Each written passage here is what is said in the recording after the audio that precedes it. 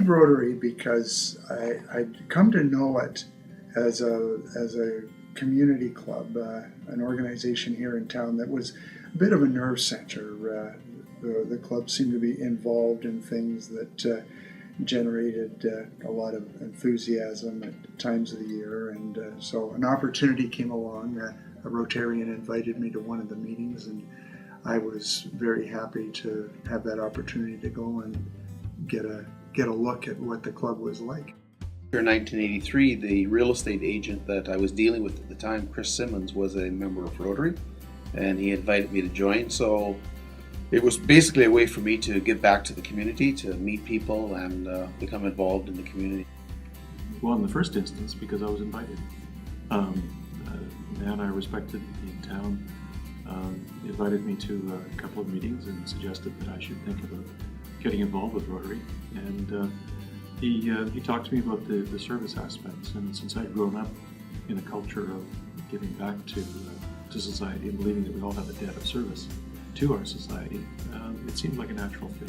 When did I join Rotary? First of all, it was October of 1981, and my then boss was a Rotarian, so he invited me over, as Rotarians do, come for a couple of meetings if you like it, and then you can join. So he said that it would be beneficial to me to do that for contacts and stuff like that, because it was a business group, and it turned out it was right. In simple terms, I joined because I liked the people that were in Rotary, and I felt that with those people I could make a difference in this community. And as I learned over the years, it's not just this community, it's internationally. So it became a building foundation for a lot of great things to be done. I joined Rotary because way back in about 1980, 81, 82, I was very involved as a competitive sled dog racer in the Canadian Championship Dog Derby. When I finally sold my dog teams and I was moving on to the next stage of my career, Glenn Warner, a long-serving Rotarian at the time, started chasing me to join Rotary. And so finally I agreed, and I went to a Rotary luncheon.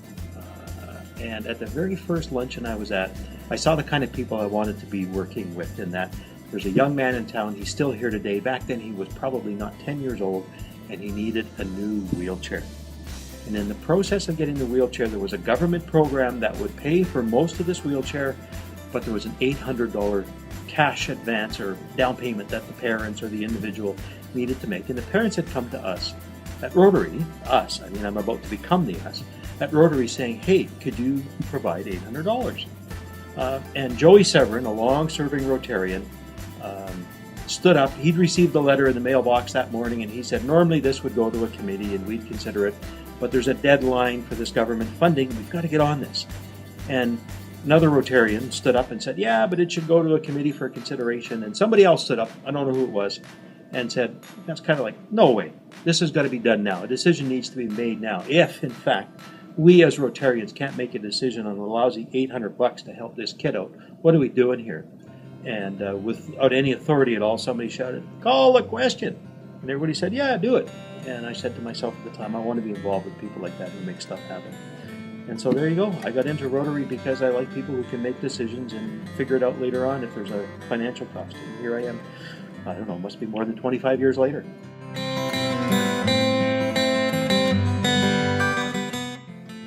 I think what I love most about the Rotary is the fellowship that I can have with other people. Over the years, now people have come and gone, but some of my best friends have been other Rotarians. So I think it's the fellowship that I have with other Rotarians and getting to meet them and their families is the thing I enjoy most. I think I love the opportunity for service with other people in town, people I know and am friends with. So it's a good opportunity to not only to provide that service, but for fellowship with the other members. What I enjoy most about Rotary is the liveliness of the club, the liveliness and spontaneity of the members, and also the energy and enthusiasm that the people have for doing the activities that raise money in the community for things that we can do locally here in town or on a broader scale around the world. Fellowship, candidly, fellowship, and the ability to spend time with colleagues in the community, obviously to get to know them and to spend time doing things with them that makes a difference. Rotary. What do I love most? Real simple. I, as just an individual citizen of Canada, have had this great opportunity through Rotary to change the course of human history. And by that I mean the Rotary Polio Plus program, which has been around for more than 20 years. Imagine, Rotarians as a group 20 odd years ago decided that we're going to end this great scourge of society, polio. And here I have this great opportunity to, as just one little grain of sand on the beach of life, because I'm a Rotarian, I get to change the course of human history. What a great deal. I love it.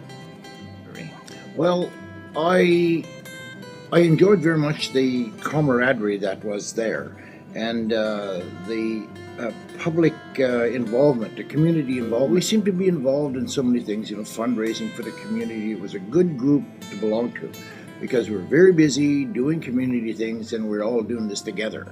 And we just had fun doing it too, and that was the big thing. That I could go to a club anywhere in the world, and I did.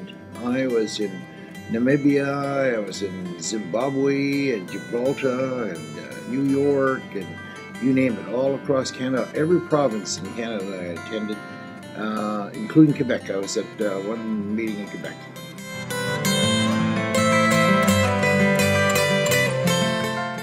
It involves a wheelchair that we gave to a guy, and now many of you will know him, Bill Burles, probably 20 or 25 years ago. Or it was probably 25 years ago. I was relatively new in the club, and we had a request to give Bill a wheelchair. Now, many of you have seen him around town, but he was just a kid back then, and I will never forget the expression of his face, the radiance of his face, just having a new wheelchair. Now, that experience has been duplicated many times in Mexico, and but the initial delivery wheelchair to Bill was probably the highlight of my Rotary life. Probably going back to when I first joined Rotary, our signature event was the Canadian Championship Dog Derby. And it was one of those projects where every single member of the club was expected to participate. And if you didn't sign up for something, a member of the executive would contact you and assign you a job. And so people tended to join because they didn't want to get stuck collecting urine to test for drugs after the race. Another one would be the Range Lake Trail. There was a little bit of hard work, lots of fun, lots of mosquitoes, but the project was a great opportunity again to work with others and actually see something that we built for the city of Yellowknife. Oh, my favorite Rotary memory would definitely have to be more than 15 years ago now. In fact, it must be 20 years ago. I was involved in a business adventure with Pat Moore. She was one of the owners of Office Compliments. And she and I got this idea to get into this other totally unrelated business together. And in the process of doing that, she became the first female Rotarian in Yellowknife. Some of us pushed really hard, you can imagine myself, to make that happen. And then, I don't know, must have been 5 or 6 or 7 years later, Pat and I got together as a couple, and we've been happily, not officially married, but married for the last 15 years. So that's got to be my favorite Rotary moment. I have a million memories, and candidly, they continue. We just had a great weekend on Saturday. Whether it's plowing, snow plowing, the dog derby track with transportation equipment, with Tony and for the dog derby for many years, and falling through the ice once. Never forget that. I was involved extensively in Northern Experience in its early days, and that was great. Time on the ice with the kids, and those were fantastic days. A long list. It goes on right from I was trying to recall some of the first things I did when we used to do the street auction. I recall that was a fantastic time when we collected all the government's surplus equipment and took over the downtown and sold all that. But like I say, there are a million stories. Every one of them is great to remember and to tell. One experience I remember is in the year that I had a young lady for my reading buddy, and she just enjoyed the interaction. And one day we were reading a book, and I guess I kind of got caught up in how much fun the book was, and I could see out of the corner of my eye the librarian smiling towards us. So right away just signaled something was going on. I looked down to my reading buddy. Her head was down. She'd gone fast asleep with me reading to her. And it just was kind of delightful and hilarious. I was in Gibraltar, and I was attending an event, and because it's a small country, it's just a kind of a big island. We're sitting on a rock, and everything is on the outside of this rock, and a little town. And there was a Rotary meeting. I tracked it down. It was a Rotary meeting. It was only a few blocks, I guess, from where we were having this meeting with all of the dignitaries from the Commonwealth Parliamentary Association, which I was on the executive of.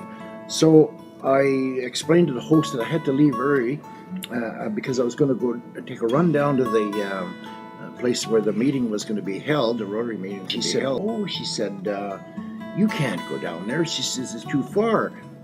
I'll send you down with my car. And I said, oh, no, that's okay. I'll just walk.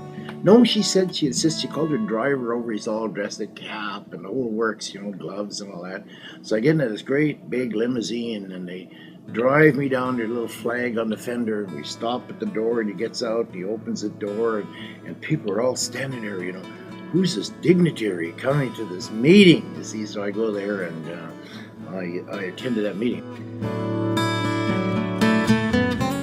Historically, in my years involvement in Rotary, we've been sort of locally focused. We have done some international projects in the past, and a lot of them have fizzled and whatever. But lately, say the Square Car Garden project in Obregon, the wheelchairs, helping out schools. So the international side of Rotary with our club has sort of been revived. Going forward, I'd like to see a nice balance between helping people abroad and helping people here in North. I think it's important for all clubs to renew. So I think growth, change, and especially change is important. We need to continue to find new members, to grow our membership, and with the new membership, find new things that we should be doing. I think that the number of new members that we've gotten in this past year and their involvement in the club speaks well to our future, because we do have to continue to grow and change. What I would like to see the club do is the kinds of events that we see with the trail down by the Dead Ice Road, where Rotarians get out and work at it. I just think that's so critical that we need as a group to spend time working together. So we need a project, in my opinion, that gets everybody out at the same time, so that you get that sense of fellowship within the club, where all 55 or 60 members are literally working on the same project at the same time. And a second thing that the club, we used to do a lot of small donations of $500 or $1,500 for some small piece of medical equipment or something that somebody else needs in the community. I like those kind of donations. I think we should be doing more of that. To kind of roll it up in a nutshell, I think the club needs to focus more on the things that we want to do in a hands-on way. I think if it just continues doing its recruitment and keep the that public image that we already have and enjoy, if we just keep that, I'd be quite happy with that. Simply, I believe it take on projects where two things happen. Number one, we spend time together doing them and enjoy each other's company and succeeding on something like that. And secondly, picking projects that really are at the heart of making a difference and getting people to get out and spend time with each other without their suits and without their company behind them. Like those are the things that make a difference. Yeah.